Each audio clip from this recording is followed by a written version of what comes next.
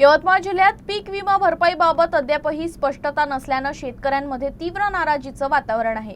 स्वाभिमानी शेतकरी संघटनेने प्रशासन आणि जिल्ह्यातील लोकप्रतिनिधींवर निष्क्रियतेचा आरोप करत तातडीने निर्णय घेण्याची मागणी केली आहे। यवतमाळ जिल्ह्यात पीक विमा भरपाईवरून शेतकऱ्यांमध्ये नाराजी वाढली आहे। अतिवृष्टीमुळे मोठं नुकसान झाल्यानंतरही भरपाईत जिल्ह्याचा समावेश नसल्याचा आरोप होत आहे।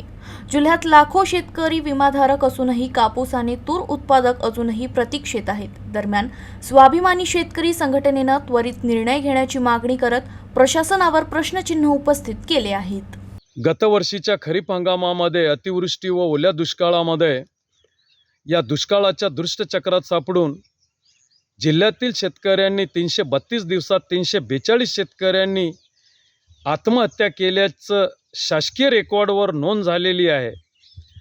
आणि दुर्दैवाने काल 3 दिवसापूर्वी 1219 कोटी रुपये जे पीक विमा कंपनीने 30 जिल्ह्यासाठी घोषित केलेले आहे, यामध्ये यवतमाळ जिल्ह्याचा समावेश नसल्याने शेतकऱ्यांमध्ये जिल्हा प्रशासन, कृषी विभाग आणि पीक विमा कंपनीच्या बाबत प्रचंड असंतोष व रोष व्यक्त होत आहे।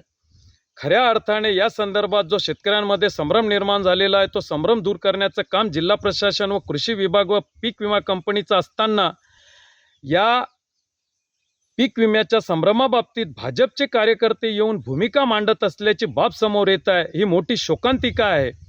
कारण एक वेळेचा रतन खत्रीच्या मटक्यावर विश्वास ठेवला जाऊ शकतो, पण दुर्दैवाने या पीक विमा कंपनीवर शेतकऱ्यांनी विश्वास कसा ठेवायचा असा यक्ष प्रश्न आहे।